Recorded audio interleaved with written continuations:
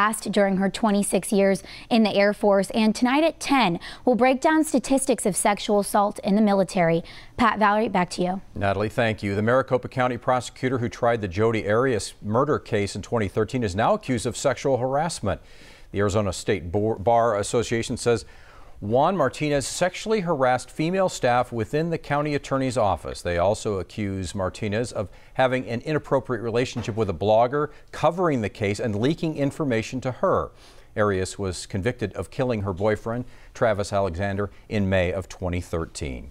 An Oro Valley man is now arrested for allegedly killing his wife. You may remember this case from last month. Police say 40-year-old Lori Durgeth was found dead in her home on East Beverly Drive. Her husband, Trevor, called police and said Lori shot herself, but a medical examiner's report determined she was killed by homicide. Trevor Durgeth is charged with first-degree murder. Two small children were at the home asleep at the time of the incident, are now staying with relatives. Tucson police are identifying the young couple found dead yesterday in Midtown after an apparent murder-suicide.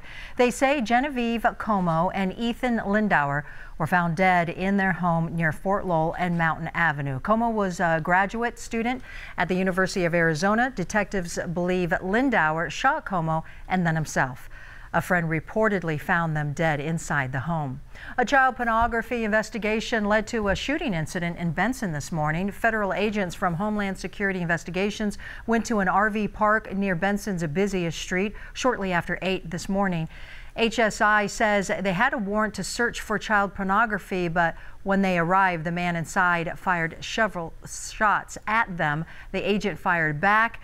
No agents were injured, but the suspect was hurt by flying glass. Let's turn now to weather. Kyler Diggs here.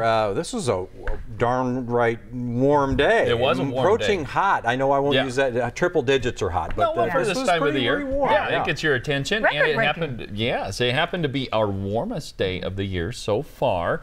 And we'll take a look at the numbers here, because when do we usually expect to go 85 degrees or warmer in Tucson? Well, generally it's about March 15th. So we took our time getting to 80 degrees this year, but then we just kind of jumped right over 85 today. Last year, we went to 85 or higher on March 22nd. We had come close a couple of times with 84, but then on March 22nd last year, we went right over into the 90s to 91 degrees. And our earliest occurrence for 85 degrees in Tucson was way back in 1896, January 3rd. May 15th was our latest occurrence in 1905, and officially today we did go to 86 degrees. But we're going to cool it down in the forecast. We'll tell you how much coming up here. All right, thank you, Kyler. Your Arizona driver's license, or ID, won't get you very far after October 2020. There are about 400 business days until the travel ID deadline. Yeah, your standard license will not be accepted at the airport after that date. 9 on your side's Brian Brennan has what you need to know and why transportation officials say time is running out fast. People can sometimes find a trip to the MVD frustrating and confusing. I mean, that makes no sense, personally, but I mean, so do I have to get 2 IDs? More people may feel that way after hearing their standard Arizona ID or driver's license won't get them very far after October 1st, 2020. I have a regular ID, and actually I wasn't planning to get another one until it expired. When does it expire? Like, I think 10 years from now, maybe 15 years from now. The Federal Real ID Act of 2005 boosted requirements for airport checkpoints and federal buildings. The MVD deals with 7,300 people a day in Arizona, and many of them may want to upgrade to the travel ID before the deadline. The math doesn't add up very well when we look at the number of people that may want to get a travel ID. What we really want to avoid is people getting a crush of people at the last minute as we approach October of 2020. The travel ID requires more documentation than the standard ID, and it has to be renewed every 8 years. Something like a passport or a birth certificate to prove ID. They need something with their social security number and 2 pieces of current proof of Arizona residency. But if you ever want to fly out of state, you may want to consider getting one in the next 400 business days. I never even heard about it, but it's good to find out. Brian Brennan, KGUN 9 on your side. Don't wait till the last minute. No, 400 days. That's how many. That's much time we have. Count them down. Yes. Alzheimer's rates are on the rise. We're going to tell you how much they're set to rise in the next several years. And why Arizona has more Alzheimer's patients than any other states. You're watching KGUN 9 on your side.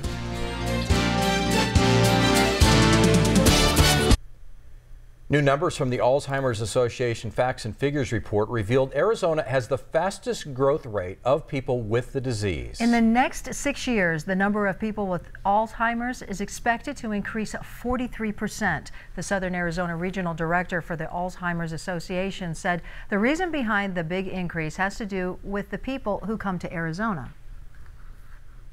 People love to move here. We've got amazing attractions here in Arizona, and it keeps older adults coming, moving from other states here to Arizona. It's a great place to live. But with that, as we get older, at age 65, our risk for Alzheimer's goes up.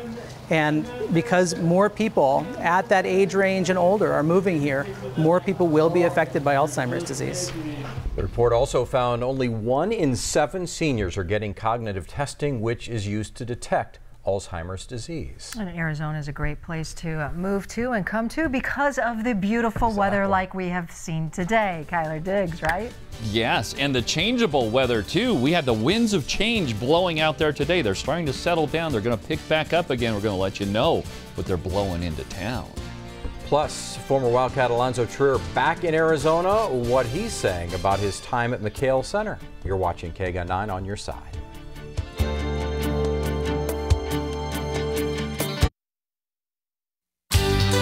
Now, KGUN 9 on your side. First warning weather with Kyler Diggs. Here's a look at the current conditions right now at the Tucson International Airport. We've dipped just below that 80-degree mark. We're sitting on 79 degrees. Look at that beautiful view right over the Tucson mountains as the sun sets in the west, and we see some of those high clouds drifting in too.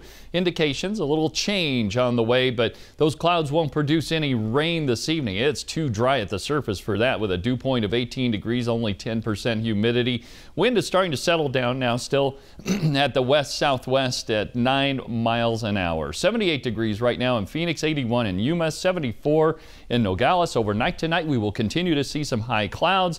Temperatures only dropping into the 50s, so still pretty warm for us for this time of the year. 60 in Albuquerque, 50 degrees at the Grand Canyon, and 60 degrees in San Diego. And notice reporting just a few light showers there. And we continue to see that moisture streaming into the west coast, and now it's drifting over into the Great Basin with some snow in the high country, but low pressure sitting just off the coast of San Francisco there, acting like a pump to just continue to bring that moisture into the California coastline. And some of that's trying to work its way over here, most of it going off to the north and east right now. But we're going to change that as we go into the end of the week. Storm track will drift a little bit farther south, allow some of that shower activity to move into southeastern Arizona for Friday into Friday night. Not a big deal there. The bigger deal comes Monday into Tuesday when we tap into some of that moisture a little bit farther south and draw it in right over southeastern Arizona. Snow levels will start to drop as we head on into Tuesday, and we could see some pretty significant snow in the White Mountains and even some of the mountaintops of southeastern Arizona. But the rest of us will see some rain, and it looks like this system will kind of hang around here for a couple of days, maybe even into Wednesday. So definitely some changes on the way, and with the change, we're going to see some gusty winds out ahead of that system too.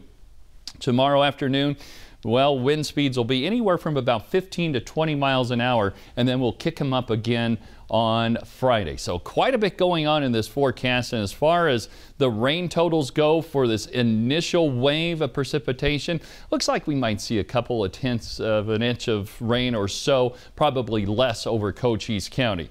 For tonight, we'll see temperatures dropping into the 40s and 50s for most of us, so pretty mild for this time of the year. And then tomorrow, even with the clouds coming in, those gusty winds, we will continue to see high temperatures approaching 80 degrees in most regions. And as we go on through the 7-day forecast, this is where it gets a little bumpy. 60s for Friday and Saturday. Then we bump it back up to 70 degrees on Sunday and then back into the 60s for the beginning of next week. But notice the overnight low temperatures staying above freezing, but our best chance of rain coming in early next week. Let's head on over to Jason Barr.